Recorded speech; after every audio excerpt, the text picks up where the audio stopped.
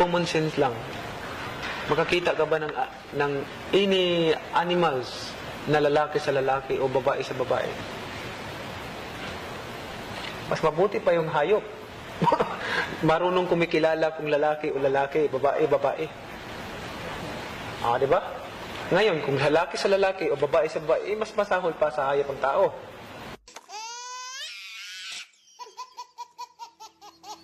You urge the public na wag botohin si Manny or ano na lang ang... Ako, I personally will not vote for Manny. Iboboto ko si Manny Pacquiao kung matatalo niya yung isang 13 anyos na baklang kakilala ko sa debate. Message mo sa mga botante? Maging mas matalino ang kailangan natin sa gobyerno, sa Senado ay mga taong malaki ang kaalaman sa politika, sa ekonomiya, at sa mga batas, hindi mga bulaang propeta. Naglabas ng kanilang mga salubong at lahat sila yan napakaraming na-offend at napakaraming nag-take offense dun sa sinabi ni Manny Pacquiao.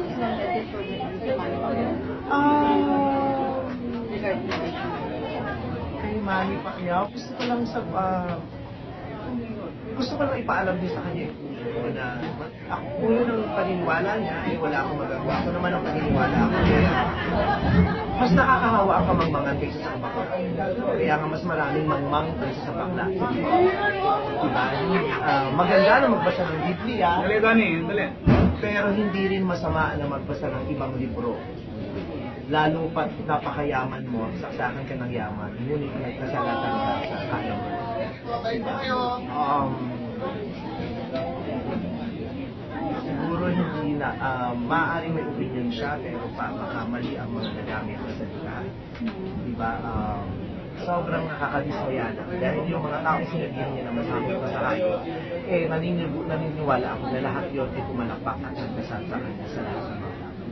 Pero ikaw ba naniniwala sa paglaban natin ng same-sex marriage? Kung naniniwala ka sa same-sex marriage, pwede mo namang ipaglaban. Kung hindi ka naniniwala, pwede mo din namang hindian. Pero hindi nangangahulugan na meron tayong lahat karapatan na bigyan ng masamang kahulugan ng kasarian ng ICC. Common sense lang. Makakita ka ba ng any animals na lalaki sa lalaki o babae sa babae? Mas mabuti pa yung hayop. Marunong kumikilala kung lalaki o lalaki, babae, babae. Di ba? Ngayon, kung lalaki sa lalaki o babae sa babae, mas masahol pa sa hayop ang tao.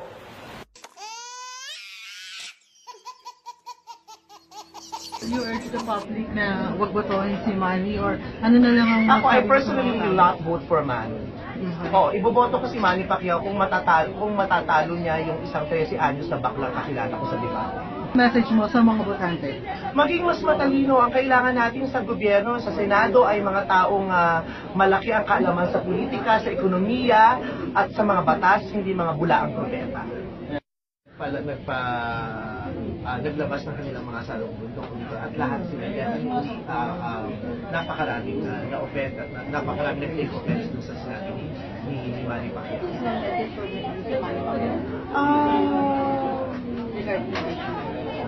Kay Manny Pacquiao, gusto ko lang ipaalam din sa kanya na kung yun ang paniniwala niya, wala akong magagawa. Ako naman ang paniniwala ako. Mas nakakahawa ang kamangmangan kaysa sa bakla. Kaya nga mas maraming mangmang kaysa sa bakla. Diba? Maganda na magbasa ng Biblia. Pero hindi rin masama na magbasa ng ibang libro. Lalo pat napakayaman mo, saksakan ka ng yaman, ngunit nagkasalatan ka sa kaalaman. Diba? Siguro hindi na, maaaring may opinion siya, pero makamali ang mga nagamit na salita. Diba? Sobrang nakakadismaya na. Dahil yung mga taong sinabihan niya na masamit pa sa hayop, naniniwala ako na lahat yun ay pumalakpak at nagdasal sa kanya sa lahat ng mga tao. Pero ikaw ba naniniwala sa paglaban natin ng same-sex marriage? Kung naniniwala ka sa same-sex marriage, pwede mo namang ipaglaban. Kung hindi ka naniniwala, pwede mo din namang hindian. Pero hindi nangangahulugan na meron tayong lahat karapatan na bigyan ng masamang kahulugan ng kasarian ng ICC. Common sense lang. Makakita ka ba ng any animals na lalaki sa lalaki o babae sa babae? Mas mabuti pa yung hayop.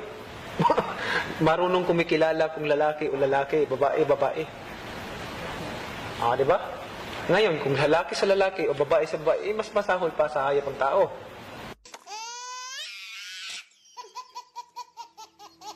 You urge the public na wag botohin si Manny or ano na lang ang... Ako, I masabi mo sa personally mga will tao? not vote for Manny.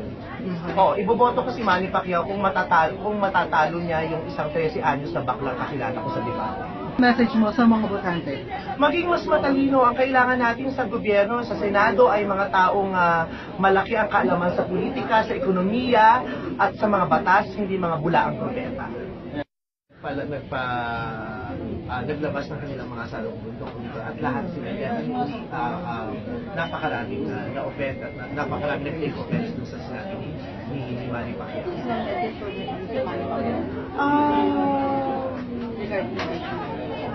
Kay Manny Pacquiao, gusto ko lang ipaalam din sa kanya na kung yun ang paniniwala niya, ay wala akong magagawa. Ako naman ang paniniwala ko. Kaya mas nakakahawa ang kamangmangan kaysa sa bakla. Kaya nga mas maraming mangmang kaysa sa bakla. Diba? Maganda na magbasa ng Biblia. Pero hindi rin masama na magbasa ng ibang libro. Lalo pat napakayaman mo, saksakan ka ng yaman, ngunit nagkasalatan ka sa kayaman.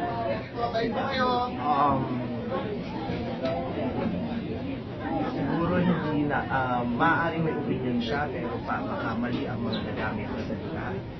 Diba? Sobrang nakakadismaya na. Dahil yung mga taong sinabihan niya na masamit pa sa kayo, naniniwala ako na lahat yun ay pumalakpak at nagdasal sa kanya sa lahat ng mga. Pero ikaw ba naniniwala sa paglaban natin ng same-sex marriage? Kung naniniwala ka sa same-sex marriage, pwede mo namang ipaglaban. Kung hindi ka naniniwala, pwede mo din namang hindian. Pero hindi nangangahulugan na meron tayong lahat karapatan na bigyan ng masamang kahulugan ng kasarian ng IC. Common sense lang. Makakita ka ba ng any animals na lalaki sa lalaki o babae sa babae? Mas mabuti pa yung hayop. Marunong kumikilala kung lalaki o lalaki, babae, babae. Di ba? Ngayon, kung lalaki sa lalaki o babae sa babae, mas masahol pa sa hayop ang tao.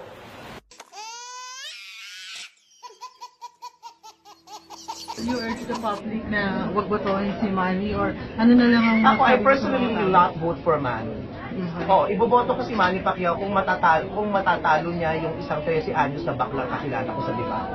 Message mo sa mga botante. Maging mas matalino ang kailangan natin sa gobyerno, sa Senado ay mga taong malaki ang kaalaman sa politika, sa ekonomiya, at sa mga batas, hindi mga bulaang propeta. Naglabas ng kanilang mga salubong dokumento at lahat sila yan napakaraming na-offend at napakaraming nag-take offense dun sa sinabi ni Manny Pacquiao.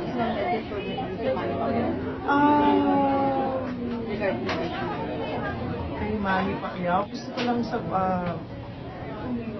ko lang ipaalam din sa kanya na kung yun ang paniniwala niya, ay wala akong magagawa. Ako naman ang paniniwala ko. Kaya mas nakakahawa ang kamangmangan kaysa sa bakla. Kaya nga mas maraming mangmang kaysa sa bakla. Diba?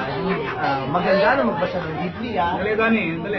Pero hindi rin masama na magbasa ng ibang libro. Lalo pat napakayaman mo, saksakan ka ng yaman, ngunit nagkasalatan ka sa kayaman.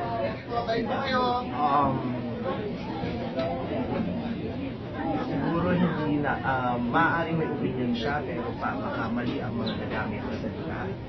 Diba? Sobrang nakakadismaya na. Dahil yung mga taong sinabihan niya na masamit pa sa kayo, naniniwala ako na lahat yun ay pumalakpak at nagdasal sa kanya sa lahat ng mga.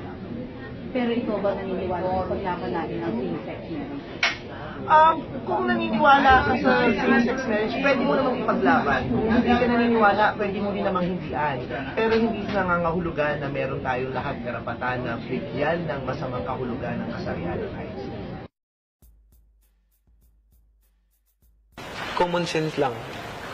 Makakita ka ba ng any animals na lalaki sa lalaki o babae sa babae. Mas mabuti pa yung hayop. Marunong kumikilala kung lalaki o lalaki, babae, babae. Di ba?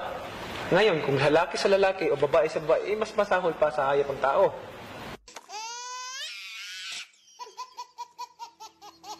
You urge the public na wag botohin si Manny or ano na lang ang... Ako, I personally will not vote for Manny.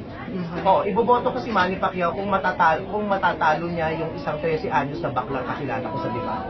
Message mo sa mga botante? Maging mas matalino ang kailangan natin sa gobyerno, sa Senado ay mga taong malaki ang kaalaman sa politika, sa ekonomiya, at sa mga batas, hindi mga bulaang propeta. Naglabas ng kanilang mga salubong dokumento at lahat sila definitely napakaraming na-offense at napakaraming nag-take offense dun sa sinabi ni Manny Pacquiao. Isang message for si Manny Pacquiao. Regarding the issue. Kay Manny Pacquiao, gusto ko lang ipaalam din sa kanya na ako kung yun ang paniniwala niya ay wala akong magagawa. Ako naman ang paniniwala ako. Kaya mas nakakahawa ang kamangmangan kaysa sa bakla. Kaya nga mas maraming mangmang kaysa sa bakla. Diba? Maganda na magbasa ng Biblia. Pero hindi rin masama na magbasa ng ibang libro. Lalo pat napakayaman mo, saksakan ka ng yaman, ngunit nagkasalatan ka sa kaalaman.